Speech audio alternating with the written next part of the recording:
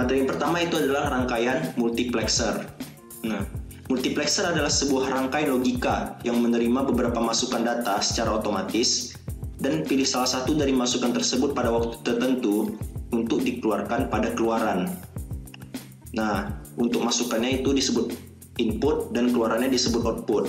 Nah, berarti maksudnya dari sini itu dalam inputnya dia itu dimasukkan data dalam inputnya, lalu diproses, dan juga dia itu memasukkan banyak data, misalnya 4 data dimasukkan, diinputkan 4 data, dan untuk outputnya diproseskan dan dikeluarkan menjadi satu output.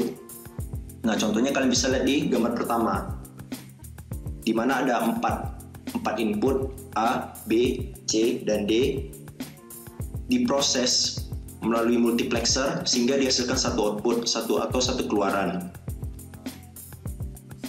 Nah, fungsinya multiplexer itu apa sih? Umumnya, fungsi multiplexer itu sebagai seleksi data.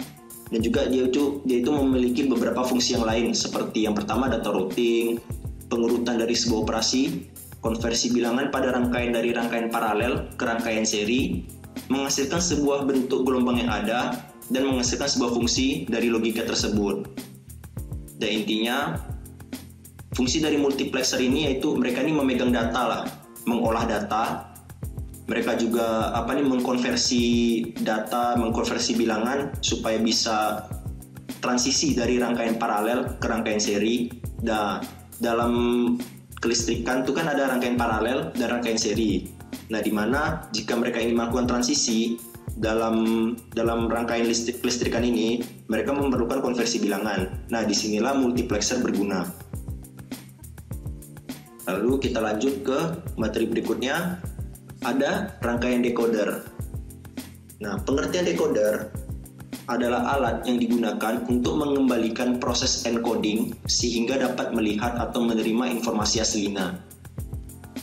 Pengertian decoder juga dapat diartikan sebagai rangkaian logika yang ditugaskan untuk menerima input biner dan mengaktifkan salah satu outputnya sesuai dengan urutan biner tersebut. Fungsi dari decoder adalah untuk memudahkan kita menyalakan 7 segment. Nah, kita lihat yang pertama dulu, di mana pengertian yang pertama digunakan untuk mengembalikan proses encoding sehingga dapat melihat atau menerima informasi aslinya. Nah, jadi ini decoder ini merupakan kebalikan dari encoder. Nah, di mana untuk dalam suatu data atau suatu komunikasi data, untuk melihat dan menerima informasi asli dari data tersebut, kita membutuhkan decoder.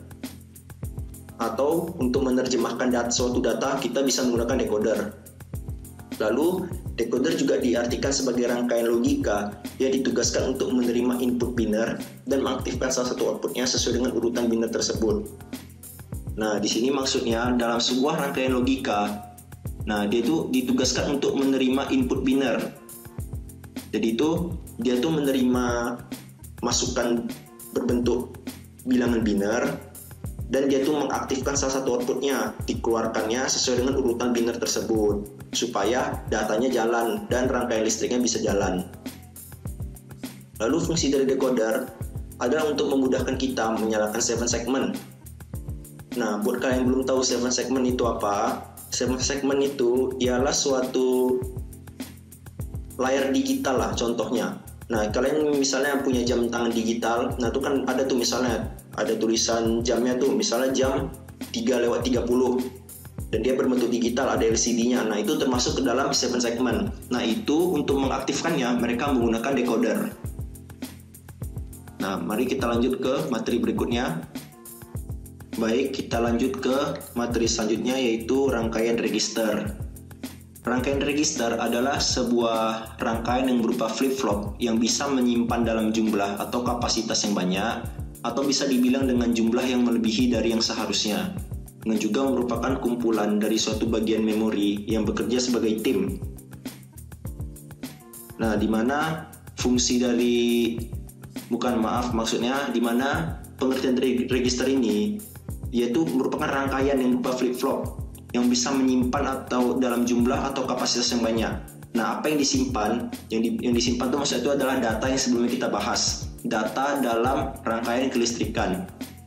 Nah, di mana data tersebut dalam jumlah banyak, mereka tuh bisa diurus dan disimpan oleh si register ini, dan bisa dibilang dengan jumlah yang melebihi dari yang seharusnya. Nah, misalnya ini datanya ini besar, masih tetap bisa disimpan oleh register, dan juga merupakan kumpulan dari suatu bagian memori yang bekerja sebagai tim.